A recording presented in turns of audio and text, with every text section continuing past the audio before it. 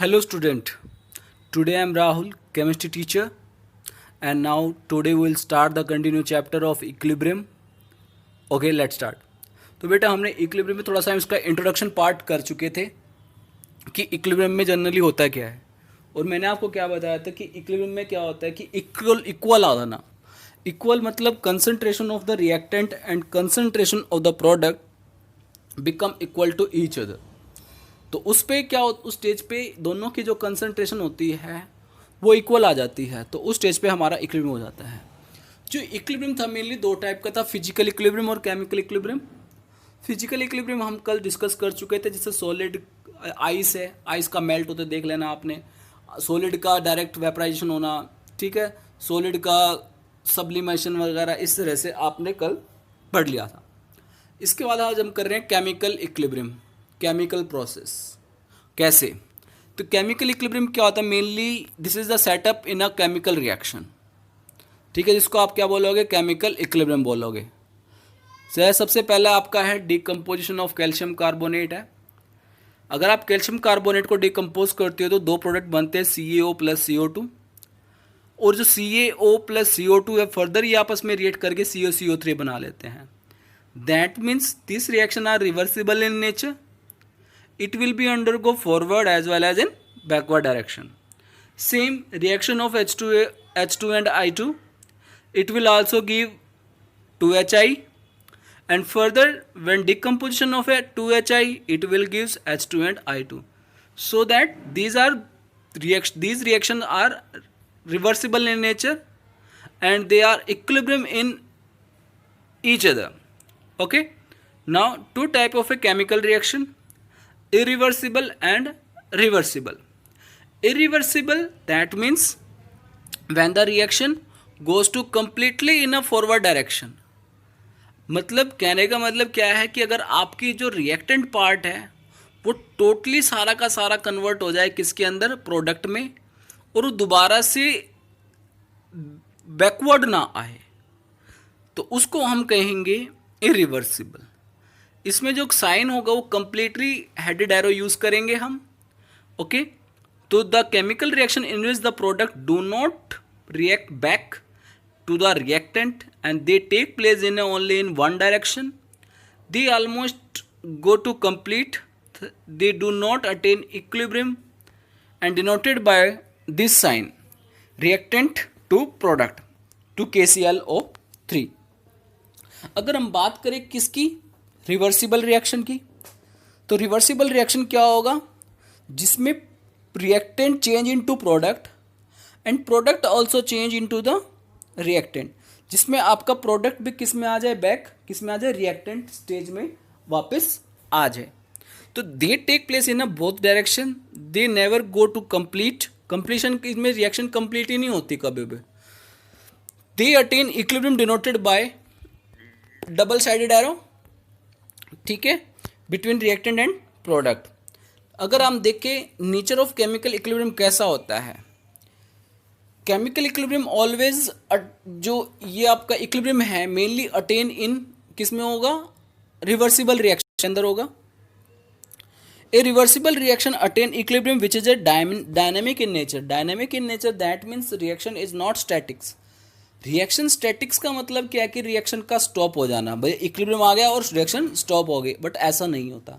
Dynamic का मतलब जितना रिएक्टेंट प्रोडक्ट में कन्वर्ट होता रहेगा, अगर एक्स्ट्रा है उतना ही प्रोडक्ट वापस बैक चला जाएगा रिएक्टेंट पे. वो तो स्टेटमेंट जो होती है चलता रहता है. The reaction at equilibrium the forward and backward reaction go at equal speed से मूव करते हैं. That means rate of formation of product and reactant are equal. As a result, the measurable property that means concentration temperature remain constant रहते हैं. At equilibrium rate forward reaction equal to क्या होता है? rate of backward reaction. तो आपने ध्यान रखना है at equilibrium पे क्या होगा? जो rate of forward और rate of backward होगा वो क्या होगा? इक्वल होगा. इतना समझ में आ गया बेटा? पेज नंबर हम 5 पे मूव कर चुके हैं. 5th पेज पे कैरेक्टरिस्टिक्स ऑफ केमिकल इक्विलिब्रियम की भाई कैरेक्टरिस्टिक्स क्या क्या होनी चाहिए. सबसे पहले जो है कि the observable property remain constant. Observable property कौन सी है? टेम्परेचर, प्रेशर और जो वॉल्यूम है, इस तरह का जो हमको हम ऑब्जर्व कर सकते हैं वो प्रॉपर्टी उसमें आपने चेंज नहीं करना. वो क्या रहेगी, रिमेन कांस्टेंट रहेगा। अगर अगर अदरवाइज अगर आप उनको क्या करोगे, चेंज करोगे, तो इक्विलिब्रियम क्या होगा, डिस्टर्ब हो जाएगा। वो फर्दर फिर वो देखेगा कि फॉरवर्ड जाना है बैकवर्ड जाना है, तो फर्दर वो चेंज होता रहेगा। सेकंड है the equilibrium is obtain in a close vessel. जो इक्विलिब्रियम होगा किस में होगा, वो क्लोज वेसल के होगा। थर्ड, द इक्विलिब्रियम होगा in dynamic nature, dynamic nature का होता है। चौथा है एक catalyst can not alter the equilibrium state. जो कैटलिस्ट होता है वो इक्विलिब्रियम पे कोई इफेक्ट नहीं पड़ता उसका, वो मेनली जस्ट स्पीड अप करता है टू अटेन द इक्विलिब्रियम को, इक्विलिब्रियम को अटेन करने में बस थोड़ी सी हेल्प कर देता है। फिफ्थ है chemical equilibrium can be attend from either side. जो केमिकल इक्विलिब्रियम है वो दोनों में से किसी भी तरफ क्या हो सकता है, अटेन कर सकता है। Six, the free energy change at equilibrium is zero. Free energy का मतलब क्या है, डेल्टा जी। डेल्टा जी का जो चेंज आएगा वो क्या आएगा, कंप्लीटली जीरो आता है। इसके बाद है टाइप ऑफ इक्विलिब्रियम। जो होता है केमिकल इक्विलिब्रियम, वो आपका दो टाइप का होता है। एक होता है होमोजीनस इक्विलिब्रियम और एक होता है हेटेरोजीनस। होमोजीनस में क्या होता है कि रिएक्टेंट एंड प्रोडक्ट जो भी आपके कंपाउंड होंगे वो are both in a same phase, दोनों के दोनों आपके सेम फेस के अंदर होते हैं। यानी जैसे अगर आप H2 ले रहे हो तो वो भी गैस है, आयोडीन भी गैस है, और जो HI बन रहा है वो भी क्या बन रहा है, गैस बन रहा है। दैट मीन्स ऐसे रिएक्टेंट एंड प्रोडक्ट जो दोनों तरफ क्या हो, सेम हो, उनका जो फेस हो वो क्या हो, सेम हो, ऐसी रिएक्शन को हम कहते हैं होमोजीनस। ठीक है, होमोजीनस इक्विलिब्रियम जिनके अंदर इक्विलिब्रियम एग्जिस्ट करेगा। और हेटेरोजीनस इक्विलिब्रियम में क्या होगा, जिसमें reactant and product are in a different phase. ठीक है, तो उसको हम बोलेंगे हेटेरोजीनस इक्विलिब्रियम। इसके बाद है बेटा law of mass action. Yes, ये इंपॉर्टेंट है। लॉ ऑफ मास एक्शन के अकॉर्डिंग केमिकल इक्विलिब्रियम की डेफिनेशन आती है, गिवन बाय गुलबर्ग एंड वर्ग, it state that at a constant temperature. यानी आपने जो मेजरेबल प्रॉपर्टी है इनको क्या रखना है, कांस्टेंट रखना है। The rate of a chemical reaction is directly proportional to the rate of a chemical reaction. अगर आप किसी भी रिएक्शन का देखो, केमिकल रिएक्शन निकालो, किस पर डिपेंड करेगा, वो रिएक्टेंट पे डिपेंड करता है। किस पे डिपेंड करेगा, रिएक्टेंट पे। The rate of a chemical reaction is directly proportional to the product of molar concentration of the reacting species with each concentration term. दोबारा बोल देता हूँ कि जो मैंने अभी आपको बताया है कि जो रेट ऑफ रिएक्शन होती है बेटा, वो जैसे ए, सपोज करो ए से बी है, अगर आपको उसकी रेट निकालनी है तो रेट किस पे डिपेंड करेगी, रिएक्टेंट पार्ट पे, ये ए। ठीक है, और जो उनकी कंसंट्रेशन पावर होगी, जो उनकी कंसंट्रेशन पावर होगी, जैसे मान के यहाँ पे 2 है तो वो उसकी पावर बन जाएगी 2। ये आपने ध्यान रखना है। क्लियर। तो according to law of mass action क्या कहता है, अगर दो सारे प्रोडक्ट हैं तो according to law of mass action the rate of a chemical reaction is directly proportional to the product of molar concentration of reacting species which with each other and each raised to the power become equal to their stoichiometric coefficient in a balanced chemical equation। जैसे कि आप यहाँ पे देख रहे हो reaction के अंदर A small A capital A plus B और कैपिटल बी, ये स्मॉल ए क्या दे रखे, ये बेटा नंबर ऑफ मोल्स कह सकते हो आप, जो कोफिशिएंट होते हैं। ठीक है, अगर आप इसका रेट निकाल लोगे according to law mass action, वो किस पे डिपेंड करेगा, रिएक्टेंट पे। तो रिएक्टेंट क्या है इसमें, ए और बी है ना, तो ए और बी हमने डायरेक्टली प्रोपोर्शनल क्या ले लिया, ए और बी, और उसकी पावर क्या बना दिया हमने, स्मॉल ए स्मॉल बी, जो उनके कोफिशिएंट होंगे। तो रेट ऑफ रिएक्शन को हमने डायरेक्टली प्रोपोर्शनल हटाने के लिए यहाँ पे हमने क्या लगा दिया, के लगा दिया। ठीक है, तो के क्या है, कांस्टेंट है।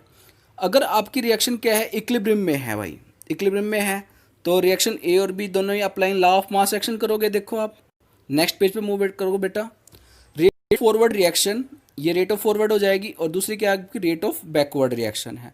बैकवर्ड रिएक्शन में क्या होगा, रिएक्टेंट कौन बन जाएगा, सी और डी बन जाएगा, और फॉरवर्ड में रिएक्टेंट कौन बन रहा है, ए एंड बी बन जाएगा। तो दोनों का आप रेट ऑफ रिएक्शन निकाल लेते हो। और अकॉर्डिंग टू इक्विलिब्रियम में क्या होता है कि rate of forward become equal to the rate of backward reaction. तो दोनों को आप इक्वल रख देते हो। देखो एट इक्विलिब्रियम पे दोनों को आपने इक्वल रख दिया, के एफ बाई के बी, के एफ बाई के बी, के एफ फॉरवर्ड, के बी बाई बैकवर्ड, दोनों का आपने रेट कांस्टेंट निकाल लिया, उसको किसके को लग दिया, के सी की क्या आपके यहाँ पे इक्विलिब्रियम कांस्टेंट है। तो यहाँ पर एक दूसरे के अपोजिट में आ जाते हैं, जैसे अपोजिट में करें डिवाइड में, कि भाई C by C, C by D, A by B. तो यहाँ से डेफिनेशन क्या बनती है, according to law of chemical equilibrium may be defined by constant temperature the ratio between, ratio बन गई ना, product of molar concentration of the each product divided by the product of molar concentration of the each reactant, ठीक है, and each raise to the power become equal to there स्टिचोमेट्रिक coefficient in the balance chemical equation.